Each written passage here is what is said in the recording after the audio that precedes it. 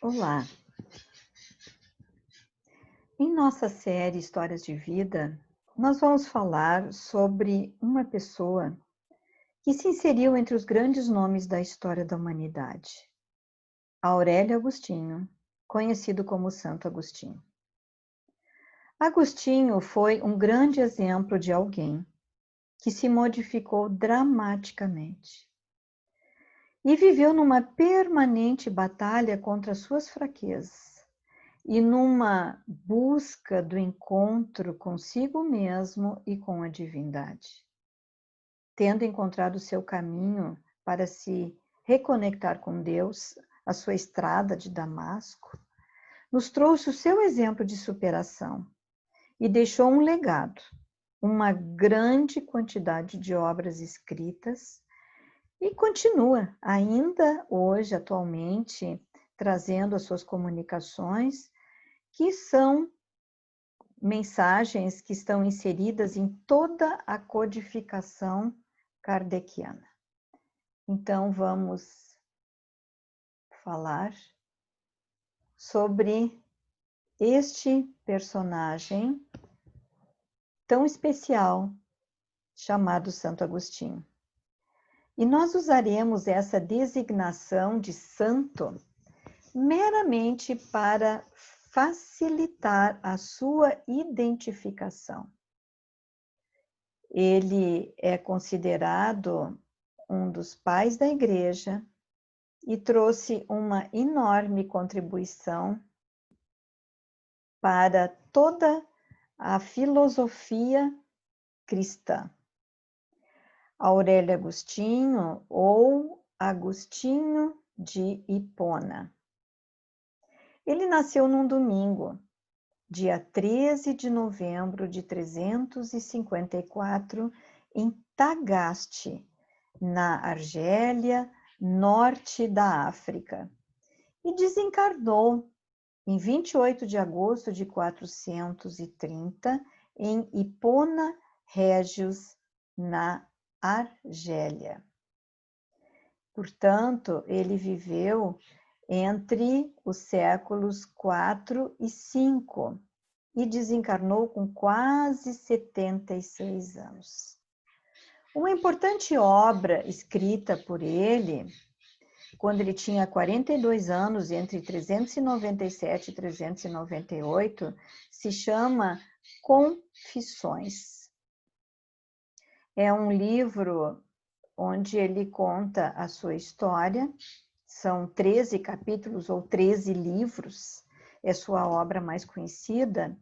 E na primeira parte, os 9 primeiros livros, eles trazem um relato bem detalhado da sua vida desde a infância, os seus desregramentos, os excessos, a vaidade como professor, a retórica, o maniqueísmo e a sua busca tortuosa por Deus, até a sua conversão ao cristianismo em 386 e o seu batismo no ano seguinte.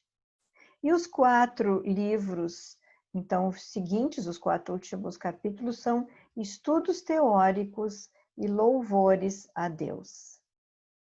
Então, o pai de Agostinho, chamado Patrício, era pagão e se converteu ao cristianismo bem próximo do seu desencarne, quando ele foi batizado. A mãe, Mônica, era uma cristã fervorosa, pessoa humilde, piedosa, sensível, afetuosa, e foi canonizada posteriormente como Santa Mônica de Hipona. Ele recebeu então da mãe uma educação cristã e sempre permaneceu muito ligado a ela. Aos 6 anos, então, ele inicia os seus estudos, mas era um aluno bastante complicado, preguiçoso, disperso. Apanhava dos professores. Gostava, na realidade, era de brincar e de jogar, de participar de jogos. Queria sempre ser o primeiro. trapaceava, agia às vezes com violência e praticava, inclusive, pequenos furtos para comprar a possibilidade de participar dos jogos junto aos meninos mais velhos do que ele. O pai desejava que ele estudasse e que fosse um advogado. Então, aos 11 anos, o pai o encaminha para uma cidade chamada Madaura, que distava 30 quilômetros de Tagaste. E lá, dos 11 aos 15 anos, ele, então, se dedicou ao estudo do latim, do grego, dos textos clássicos, da gramática, da poesia, da música, da matemática e das ciências. Mas com 15 anos, no ano 370, ele precisa retornar a Tagaste, porque o seu pai não tinha mais recursos financeiros para mantê-lo. E este foi, então, um período muito vazio na sua existência, tanto intelectualmente quanto culturalmente. Ele ficou um ano sem fazer nada. No ano seguinte, em 371, o pai desencarna. Mônica tinha 40 anos. E um familiar, um parente distante, chamado Romaniano, era amigo da família, ele ajuda e financia os seus estudos e, inclusive, dá muitos conselhos, providencia um lugar para que ele possa ficar, e ele é transferido, então, para a cidade de Cartago, uma grande cidade, na verdade era a segunda maior cidade do império, onde reinava o prazer e a luxúria. Lá, um ano seguinte, com 17 anos, já tem um filho que ele batiza de Adeodato, ou dado por Deus. Lá ele estuda retórica, ele é de uma inteligência brilhante, brilhante, e com 18 anos, então, ele já tem uma eloquência muito grande, ele se destaca, tem muita vaidade e trabalha exatamente também com a vaidade humana, fazendo discursos e fazendo um trabalho de divulgação de nomes de pessoas importantes, e assim ele vai se salientando. Este filho, Adeodato, ele tem com uma amante com quem ele viveu até os 30 anos. E, na realidade, ele não pôde contrair matrimônio com ela porque era proibido pela legislação romana que pessoas de classes diferentes casassem. Então, ele convive com ela durante todo esse tempo, mas nunca se soube o nome dela.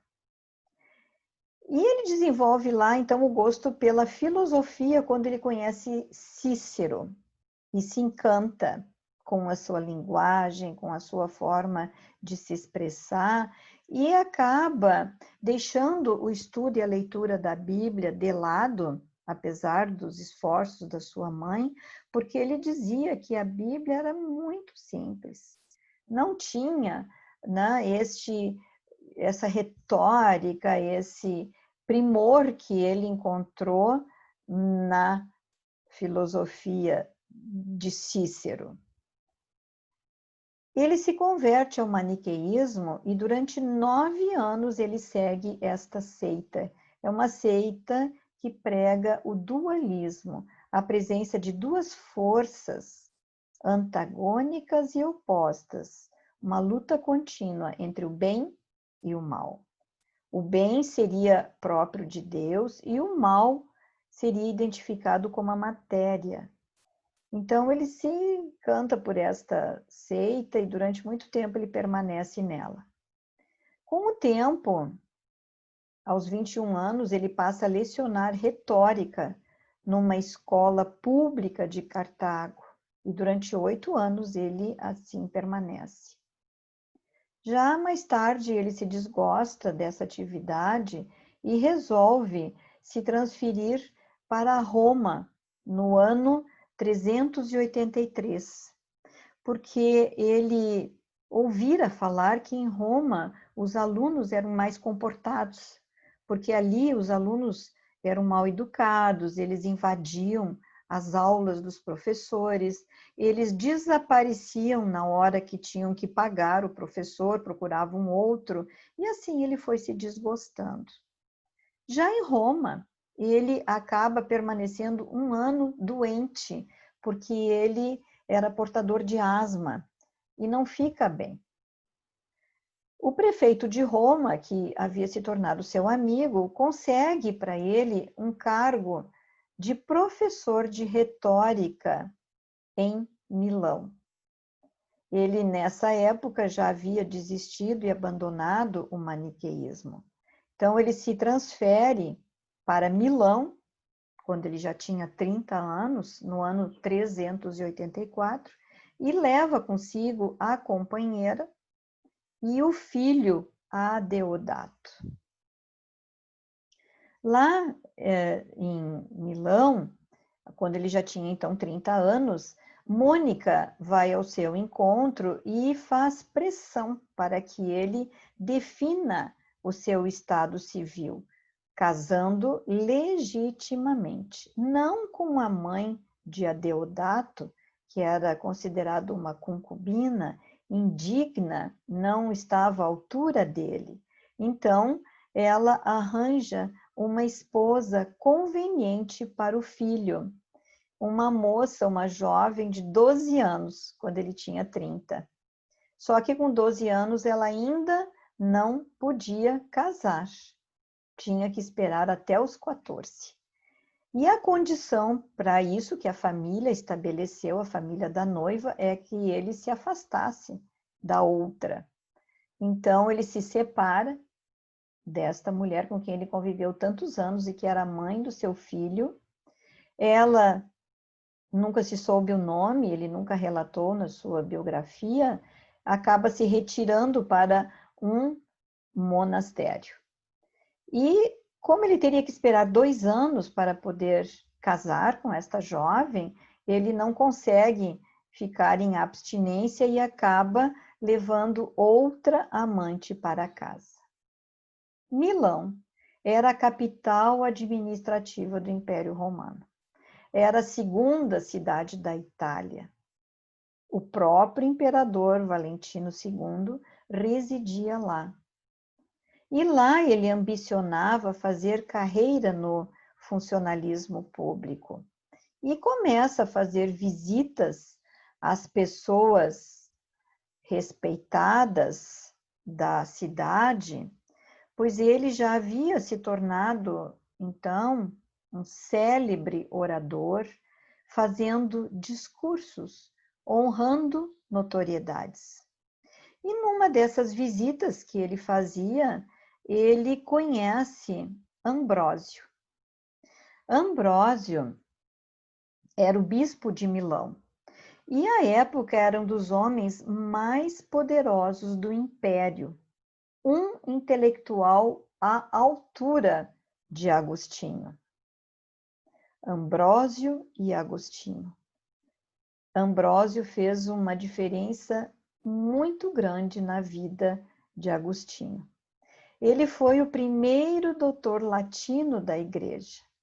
E Agostinho se impressionou muito com a sua forma de falar, se encantou na realidade com ele e passou a participar, assistir os seus sermões dominicais.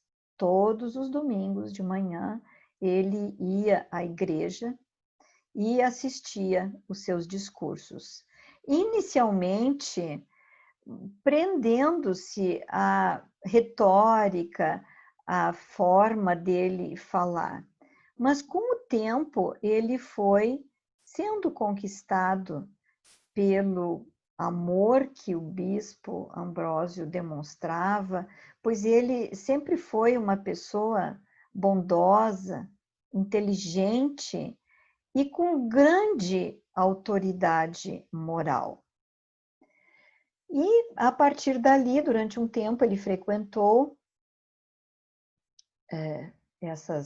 esses encontros pela manhã, aos domingos, e quando ele já estava com 32 anos, Na época, ele estava estudando as cartas de Paulo e ouvia muitas histórias de conversões de pessoas que haviam vencido as tentações da carne e do orgulho.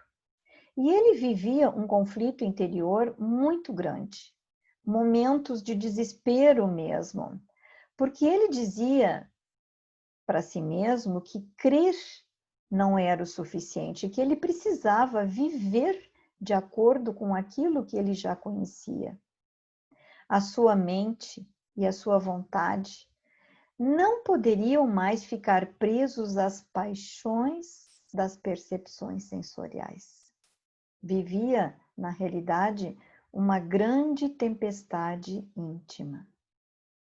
E essa tempestade foi crescendo no seu interior, criando uma pressão insuportável.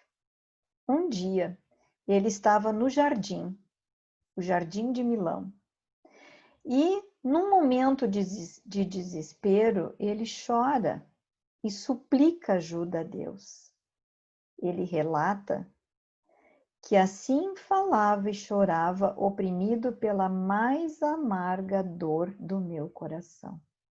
E se questionava, perguntando a Deus: até quando? Até quando direi amanhã, amanhã? Por que não agora? Por que não por fim agora as minhas torpezas? E assim ele chorava convulsivamente, questionando a sua mudança, por que não mudar, e conversando com Deus. Quando num determinado momento ele passa a ouvir uma vozinha que cantava e repetia, numa voz melodiosa, como se fosse de uma criança. E a voz dizia assim: toma e lê, toma e lê. E ele começou a olhar em volta e procurar de onde vinha essa voz. Mas não vinha de ninguém que ele visse em torno. O jardim onde ele estava não tinha muros, era aberto, e não havia ninguém próximo dele. Mas a voz continuava cantarolando: toma e lê, toma e lê. E ele acabou percebendo que esta voz não vinha de um ser visível e se convenceu de que se tratava de uma ordem de Deus, determinando que ele abrisse ao acaso as escrituras que ele estava lendo, as cartas de Paulo, e lesse a primeira passagem que lhe caísse aos olhos. E aí ele abre no apóstolo Paulo, na carta aos Romanos, no item 13, capítulo 13, itens 13 e 14, onde diz: como de dia andemos decentemente, não em orgias e bebedeiras, nem em devassidão e libertinagem, nem em rixas e ciúmes, mas vestivos do Senhor Jesus Cristo e não procureis satisfazer os desejos da carne. Ali ele compreendeu que aquela palavra, naquele momento, se dirigia pessoalmente a ele. Vinha de Deus, através do apóstolo, e indicava-lhe o que fazer naquele momento. Era a resposta aos seus pedidos, às suas orações. E ele sentiu assim que dissipavam-se as trevas da dúvida e encontrou-se, enfim, livre para se doar totalmente ao Cristo. E ele descreve no seu livro Confissões: tinhas convertido a ti o meu ser. E a partir dali, ele desistiu da sua carreira. Ao final do ano, ele aguarda terminar o ano letivo e renuncia à sua profissão de professor. Ele se recusa a casar, desfaz o noivado com a moça e recolhe-se à casa de campo de um amigo chamado Verenunco. Leva consigo a mãe, o filho, a Deodato, que tinha 15 anos, o irmão, 2 primos e 3 discípulos e mais alguns estenógrafos, que eram pessoas para escrever os seus ditados, eram pessoas que sabiam escrever, o que na época era muito raro. Então, ele ali, nesse retiro, nessa casa de campo do amigo, ele passa a escrever os seus primeiros diálogos filosóficos. Trava longas discussões e reflexões filosóficas com este grupo de amigos. Muito material ali é gerado para escrever os seus livros. À noite, ele seguia solitário nas suas orações, nas suas meditações e na leitura dos salmos. Ali ele permanece 4 meses. Após esses 4 meses, eles retornam para Milão. E lá ele se inscreve finalmente para o curso de preparação para o batismo. E assim, em 24 de abril de 387, ele é batizado, assim como seu filho, pelo bispo Ambrósio. Este é o ano onde ele completaria 33 anos. Após isto, ele decide retornar para Tagaste, a sua cidade natal. O seu desejo era fundar ali uma comunidade, um monastério. E nesta volta, então, nessa viagem que ele inicia, acaba acontecendo que durante a viagem, a sua mãe, Mônica, desencarna aos 56 anos. Ela havia conseguido realizar o seu grande desejo, que o filho se tornasse cristão e fosse batizado. Após isto, ela, tendo desencarnado, ele fica um pouco perturbado com essa perda e decide retornar para Roma, onde ele permanece 1 ano. Após este ano, ele então vai a Tagaste e em Tagaste ele funda então o seu primeiro monastério. Lá ele permanece por 3 anos. 3 anos depois, ele decide se transferir para Hipona Régia, uma cidade portuária que ficava 2 dias de viagem de Tagaste, com cerca de 30.000 habitantes. Ali, ele funda o seu segundo monastério e passa a viver nessa cidade até o fim dos seus dias. Ele fica famoso por sua bondade, por sua forma de agir, pelo seu trabalho. Se torna mais tarde padre e depois bispo de Hipona. E ali, então, ele faz o seu trabalho pela manhã, sempre com missas, com trabalho de julgamentos. Era muito comum na época que as pessoas buscassem a igreja para fazer os seus julgamentos, as suas disputas, porque era mais suave a penalidade que os padres e o bispo, no caso, impunha do que a própria área civil. Então, era muito procurado para realizar esses julgamentos. Ali, ele fez, então, muitos estudos, meditações durante a sua vida como bispo. À noite, ele fazia os seus estudos, escrevia cartas, sermões, livros.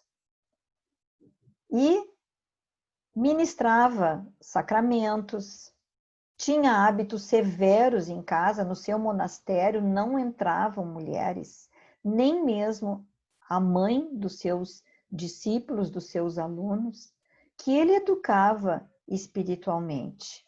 E também ajudava os desvalidos, os pobres, os fracos, injustiçados e perseguidos.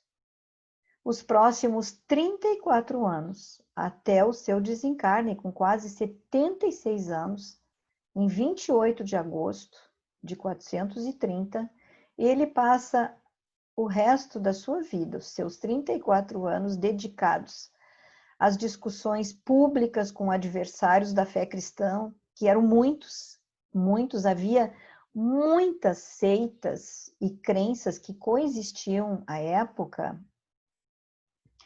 Ele travou um grande combate às heresias. Os donatistas era uma seita que dominava e era uma seita que usava de muita violência, que atacava os cristãos. Apesar disso, Agostinho nunca usou de violência, nem a incentivou. Sempre buscou o diálogo, procurando vencer os seus adversários através da discussão aberta de opiniões e pontos de vista. Sempre trabalhou para unir os cristãos, buscando a unificação de todos no cristianismo católico. Participou de todos os concílios que a Igreja Católica realizou nesses 34 anos. Fez diversas pregações públicas e escreveu os seus livros, as suas cartas. Principalmente à noite, no recolhimento, ele desenvolveu a sua vasta obra. Sua importância como escritor e pensador é monumental. Ele desenvolveu as teses que constituem toda a base da filosofia cristã e abordou temas como as relações entre a fé e a razão, a natureza do conhecimento, o conceito de Deus e da criação do mundo, a questão do bem e do mal. Esta é a sua grande obra, A Cidade de Deus. Teve origem, esta obra iniciou após a invasão e o saque a Roma em 410 por Alarico, rei dos bárbaros. Roma já havia caído então. E esse ataque, essa invasão, desencadeou uma onda de acusações contra o cristianismo. As outras seitas, os inimigos do cristianismo, diziam que o Deus dos cristãos não tinha sido capaz de proteger os seus seguidores, que eles haviam perecido quando poderiam ter sido protegidos por Deus. Então, ele inicia esta obra defendendo o papel espiritual e não humano de Deus. Como Deus iria defender pessoas que, na verdade, tinham infringido muitas vezes a lei divina? Então, ele explicava no livro o que era a competência de Deus e o que era da esfera política. Esta obra compreende 22 livros e levou 13 anos para ser concluída, no período entre 413 e 426. Mais tarde, quando ele já tinha bastante idade e já havia inclusive escolhido seu sucessor, com mais tempo para se dedicar à escrita, que era sua grande paixão, ele escreve retratações, que é mais conhecido como as revisões.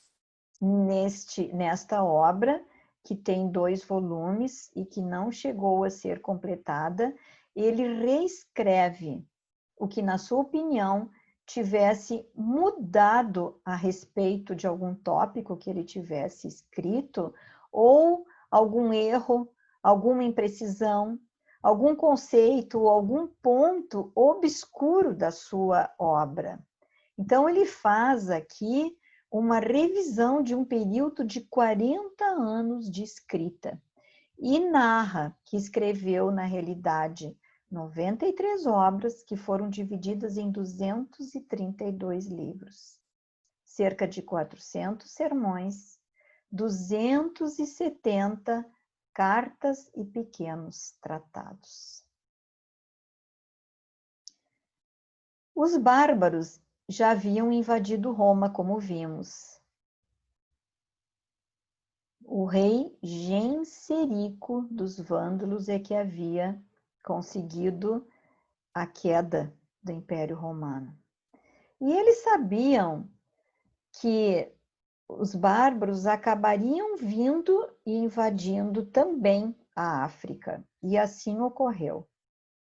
Em junho de 430, os vândalos iniciaram o cerco à cidade de Hipona. As cidades, naquela época, elas eram muradas, justamente para que pudessem ser protegidas das invasões.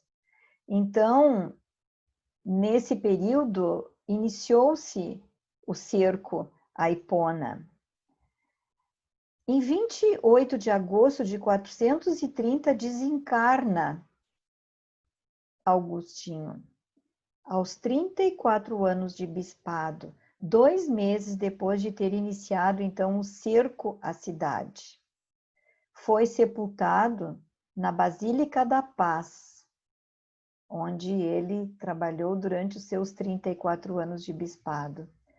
E os seus despojos foram transladados para uma ilha da Sardenha no início do século VI. Mais tarde, foi levado para a cidade de Pávia, na região da Lombardia, na Itália, onde permanece até hoje na Basílica de São Pedro em Céu de Ouro. Este é o nome da catedral. Este cerco a Hipona, ele leva 14 meses. Muitos haviam conseguido fugir. Então, quando eles entram, os vândalos entram, a cidade já estava praticamente despovoada. Como eles faziam, por onde andavam, saqueavam e incendiavam tudo o que podiam. Assim também ocorreu com a cidade de Hipona. Mas, por incrível que possa parecer, a Basílica da Paz e o monastério com a sua biblioteca permaneceram preservados. Eles não entraram ali. Então, toda a sua obra, toda a biblioteca, tudo aquilo que ele havia escrito, permaneceu intocado. E os seus seguidores, aqueles que depois dele passaram, tiveram o extremo cuidado de preservar a sua obra. Então, hoje nós temos as 90 obras ainda conosco, não todas, mas 90 obras temos, 400 sermões e 250 cartas preservados no Vaticano.